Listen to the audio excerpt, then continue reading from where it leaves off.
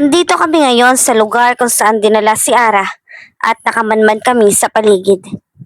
Nakita namin ang mga bantay sa labas ng bodega na iyon. Sa nakakalipas na oras ay nagplano kami kung paano namin mapapatumba ang mga bantay na naandoon dahil nalaman namin na marami sila doon.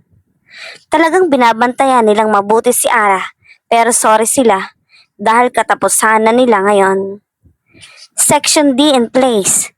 Narinig kong sabi sa earpiece na suot ko. Lahat kami nila Lucas at Noah ay merong suot na earpiece at pati ang ibang nakakataas sa isang grupo. Ako ang nagparty-party sa kanilang lahat para sa misyon na ito. Section A in place. Section B in place. Section C in place. Sunod-sunod na sabi nila kaya nagmatsyag na lang ako sandali. Ang signal ko na lang ang naantay nila para gawin ang nasa plano namin. Boss, clear na! Sabi ni Lucas na nasa loob ng sasakyan at nanonood sa amin kasama ko si Noah na nasa pinakaharapan namin. Okay, Section D, move! Sabi ko at lumipas ang ilang minuto na naghihintay kami sa maaaring susunod na mangyayari. Lahat ng mga tauhan namin ay sanay na sanay kaya wala akong problema sa kanila at kayang-kaya nila ang mga ito. Boss, clear! Hingal na sabi ng leader nila na ikinatango ko naman. Section A, move! Sabi ko at alam ko na papasok na sila sa lugar kung saan pinatumba ng Section D ang mga bantay. Nasa likod sila at ang Section B ang andito sa harapan katulad namin at nasa gilid naman ang Section C. Section C, now! Sabi ko at maya-maya ay nakarinig na ng malakas na pagsabog na siyang ikinaalerto ng mga kalaban namin. Yun ang trabaho ng Section C, ang magpasabog ng bomba. Let's go, Section B! Sabi ko at nanguna na sa paglabas sa kinalalagyan namin at tumakbo papasok doon. Umalingaw-ngaw ang malakas na putok ng baril sa paligid dahil sa labanang nagaganap. Nakikita ko na nasasakop na ng tauhan ko ang mga kalaban namin dito. Boss, diretso na lang kayo ni Noah. Sabi ni Lucas dahil may mga locator kami sa katawan at iyon ang pinapanood niya. Papunta kami sa kanilalagyan ni Ara. Napatingin ako sa gilid at agad na pinaputukan iyong kalaban na naandon. Hanggang sa naging kabi-kabila na ang pakipagbarilan ko at nagtagpo ang likod naming dalawa ni Noah dahil napapalibutan na kami ng mga kalaban dito sa taas. Boss, konting hintay lang, padating na sila. Sabi ni Lucas na alam kong naririnig din ni Noah. Noah, let's play, padamihan ng mapatay. Sabi ko sa kanya habang nakatutok ang baril namin sa mga kalaban na nakapalibot sa amin. Sige boss, game ako dyan. Sagot niya sa akin na ikinangisi ko. Okay, 1, 2, 3. Mahina akong bulong at agad na nakipagbarilan sa paligid at ganoon din ang ginawa niya. Sayang-saya ako sa nakikita kong mga kalaban na nagtatalsikan ang dugo. Feeling ko buhay na naman ang pagkatao ko dahil sa mga dugo na to. Kuya, Kelly, napapailing na lang ako dahil sa pumasok na boses na iyon sa isip ko. Hindi ko inaasahan na sa ganitong tagpo ko pa makikita pansandali ang nangyari ilang taon na ang nakakaraan. Unti-unting napalolooban ng takot ang kalooban ko. Boss, tabi! Naramdaman kong itinulak ako ni Noah na siyang ikinagulong ko sa sahig. Kenneth, pull yourself together. Kailangan ka ni Ara. Huwag mong hayaan na matulad siya sa nangyari sa kapatid mo. Narinig kong sabi ni Lucas sa earpiece na ikinakuyong ko ng kamao. Kahit ilang taon nang nangyari yon, ay hindi ko pa rin nakakalimutan ang lahat lalo na at hindi pa sila nagbabayad. Tumayo ako at panalitan ng magazine ang baril ko at ikinasa iyon. Di ko hahayaan na kunin ninyo sa akin si Ara.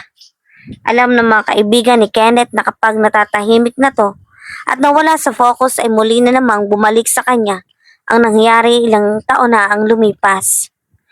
Kaya lalo lang silang nag-aalala kasi kapag tuluyan ang nagpalamon si Kenneth sa nakaraan, ayun ay malaking kawalan iyon sa kanila dahil dito. ang kanilang pinaka-pinuno. Muntik pa nga itong mabaril kanina, buti na lang na itulak siya kaagad ni Noah. Bago pa ito tamaan at ngayon ay ayos na ito at bumalik sa Kenneth na kilala nila bago pa dumating si Ara sa buhay nila. Maya-maya lang ay dumating na ang mga tauhan ni Kenneth sa kinalalagyan nila. Boss, umalis na kayo, ang iba nang bahala dyan. Sabi ni Lucas na ikinatango naman nila at tumakbo paakyat kasama nila ang iba pang tauhan doon. Pero napatigil sila nang may biglang sumabog. Lucas, ano yon? Sigaw ni Noah dito. Shit, may bomba din sila, sabi ni Lucas. Hanapin mo, sabi pa ni Noah. Oo, sige na, tumuloy na kayo, kami nang bahala sa bomba na yon. Sabi nito kaya nagpatuloy sila. May mga bantay doon kaya nagsisilay para na naman ang mga bala sa paligid na ginawa iyong chance nila Noah at Kenneth para makatakas sa kanila at pumunta sa kwarto na kinalalagyan ni Ara. Yan ang nasa harapan ninyong pinto, dyan.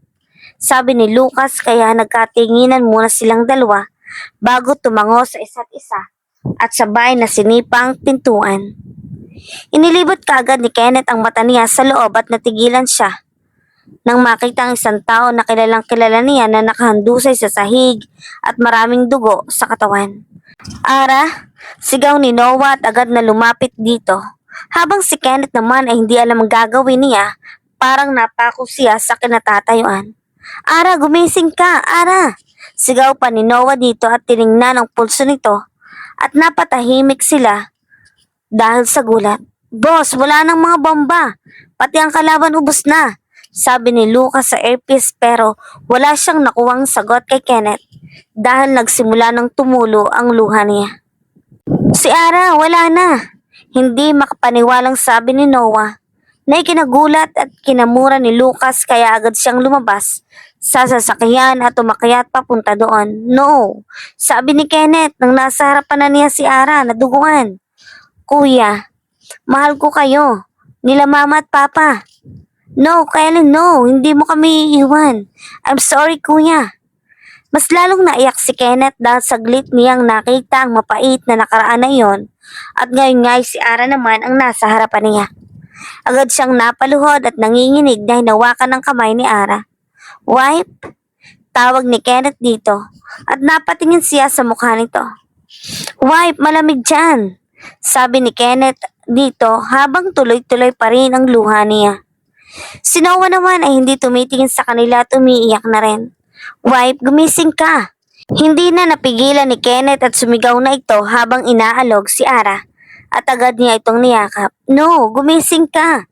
Sigaw nito na siyang saktong dating ni Lucas na ikinatigil niya at nakitang umiiyak ang dalawa, lalo na si Kenneth. Ara, gumising ka. Wipe, wake up. Huwag mo kaming iwan ng mga anak mo. Iyak na sabi nito habang yakap-yakap ang dalaga. Doon na rin napaiyak si Lucas.